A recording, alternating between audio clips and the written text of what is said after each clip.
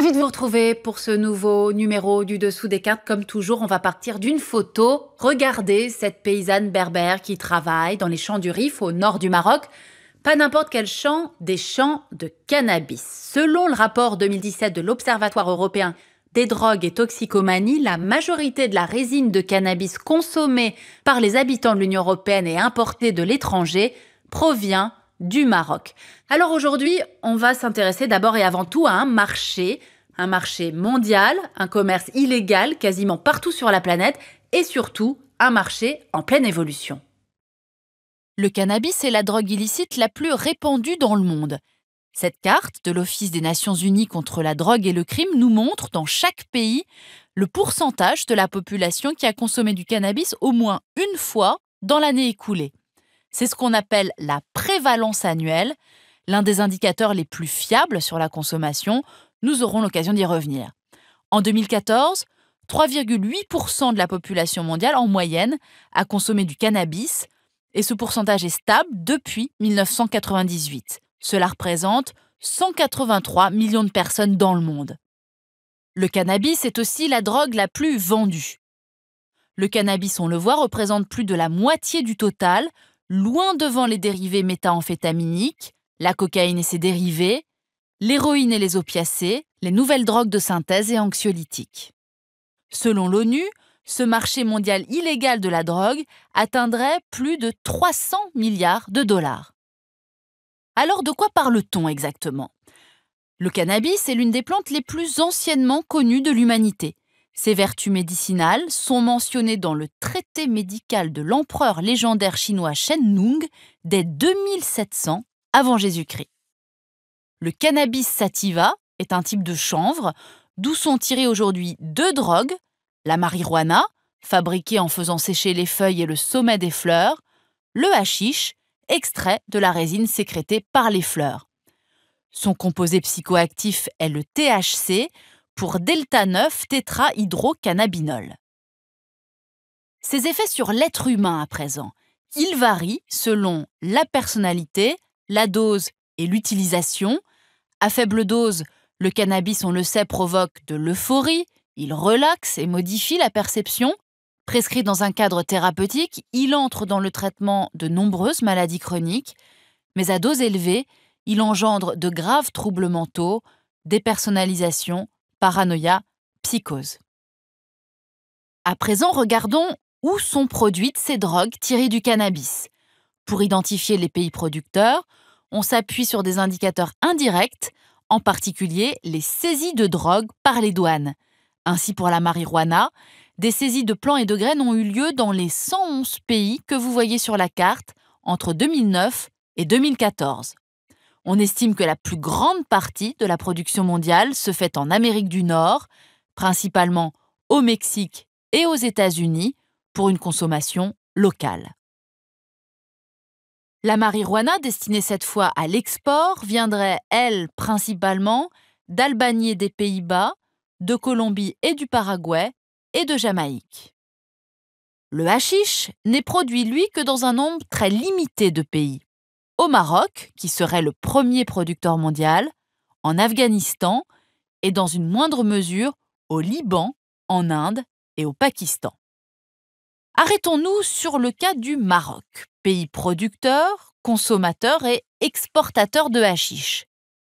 Au nord du pays, dans le massif montagneux du Rif, on l'a vu tout à l'heure, on cultive le chanvre probablement au moins depuis le XVe siècle, autour de la ville de Kétama.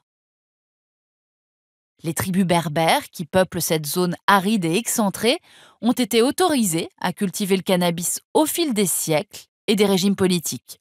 Traditionnellement, les Rifins fument le kif, un mélange de résine de hashish et de tabac noir, particulièrement apprécié à la fin d'un repas. À partir des années 1970, la demande européenne, puis dans les années 80, la crise économique au Maroc change la donne. La région se spécialise dans la production de hashish pour l'export. Dès lors, les superficies cultivées en cannabis augmentent. En 2003, elles atteignaient 134 000 hectares. Après cette date, sous la pression des instances internationales, les surfaces cultivées diminuent, 72 500 hectares en 2005 et seulement 47 000 hectares en 2013. Ces 10 dernières années, la culture du cannabis a changé au Maroc, avec l'arrivée de nouvelles variétés hybrides venues d'Europe qui ont des rendements 3 à 5 fois plus élevés et aussi une teneur beaucoup plus forte en THC. Alors revenons maintenant aux consommateurs de cannabis dans le monde. Derrière le chiffre moyen de prévalence annuelle se cachent de grandes différences d'un continent à l'autre. Selon les estimations de l'ONU pour 2014, l'Océanie se place en tête. Plus de 10% des adultes y ont consommé du cannabis au cours de l'année.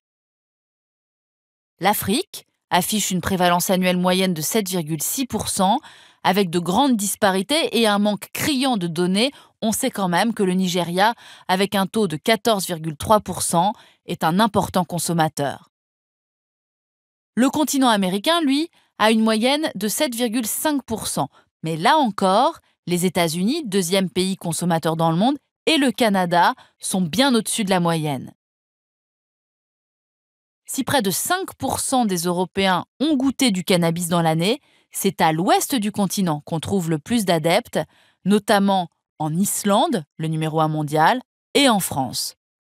Les estimations de consommation sont bien plus faibles, au Proche et au Moyen-Orient, 3,4%, ainsi qu'en Asie, 1,9%.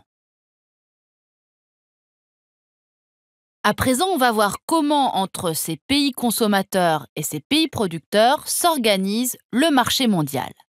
Voici la carte des principales routes du trafic de cannabis à la fin des années 2000, de l'Asie du Sud-Est vers l'Australie et la Nouvelle-Zélande, d'Amérique du Sud et centrale, des Caraïbes et du Mexique vers le nord du continent, du Nigeria et du Maroc vers l'Europe de l'Ouest. En Europe, justement, on observe une évolution du marché et des habitudes. Selon les données d'Europol, le hashish marocain transite principalement par l'Espagne, tandis que la résine afghane arrive en Albanie par voie terrestre et au Royaume-Uni par bateau. L'Espagne et les Pays-Bas jouent un rôle de plaque tournante des ventes. Mais depuis une dizaine d'années, la marijuana est devenue de plus en plus populaire chez les consommateurs européens. Alors que les Pays-Bas sont toujours un centre important du trafic, l'Europe de l'Est et du Sud a pris une part croissante dans l'économie illégale de cette drogue. L'Albanie est ainsi devenue l'un des plus importants producteurs et revendeurs de marijuana du continent européen. De plus, la culture locale de cannabis s'est beaucoup développée en Europe, soit culture à petite échelle pour une consommation personnelle, soit vaste plantation commerciale.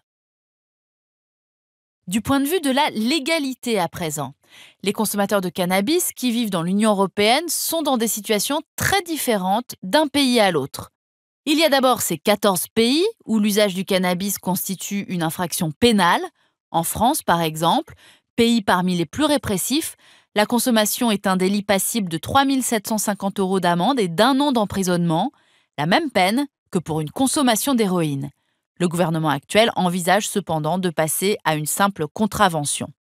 Ensuite, 12 États où l'usage du cannabis est dépénalisé, même si la culture et la vente sont interdites. En 2001, le Portugal a ainsi été le premier pays du monde à dépénaliser l'usage de toutes les drogues.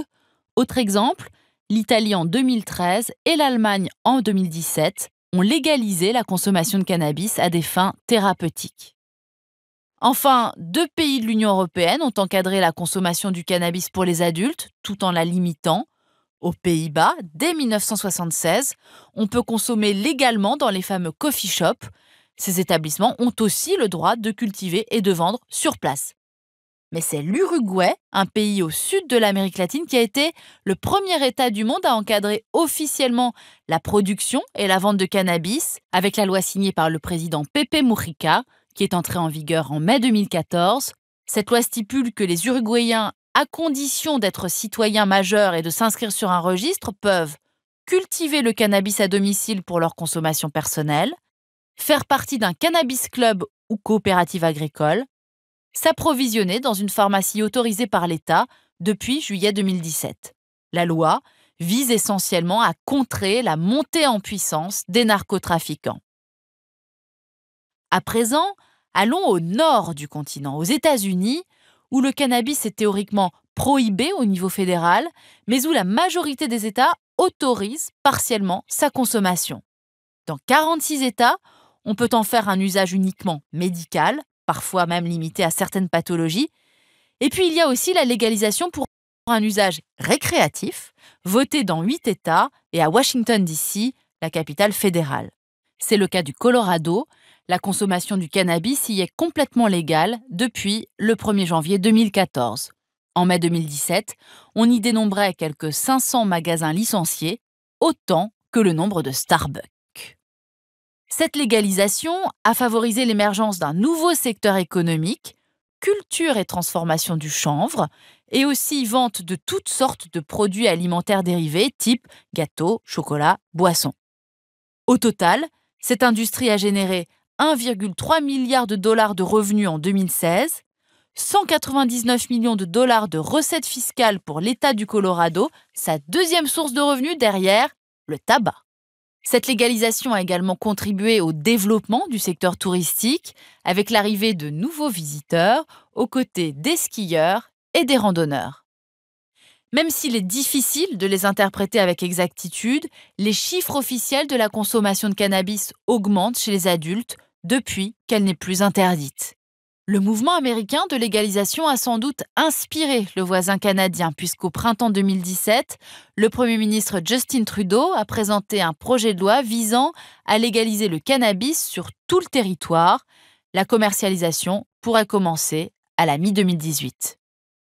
Le marché nord-américain est donc prometteur. En 2016, on estime que les Américains et les Canadiens ont dépensé environ 53 milliards de dollars en cannabis. C'est plus que chez McDo et Starbucks réunis. La légalisation de la consommation de cannabis au Canada arrive alors que nous sommes à un tournant de la politique mondiale de lutte contre les stupéfiants. En 2016, l'échec de 40 ans de guerre totale aux drogues a été acté lors d'une session extraordinaire de l'Assemblée générale des Nations unies, ce qui remet en cause l'approche strictement répressive censée tarir l'offre en réprimant le trafic. Ainsi s'achève ce nouveau numéro du Dessous des cartes. Rendez-vous la semaine prochaine, même endroit, même heure, et d'ici là, n'oubliez pas notre site internet arte.tv. Bonne soirée.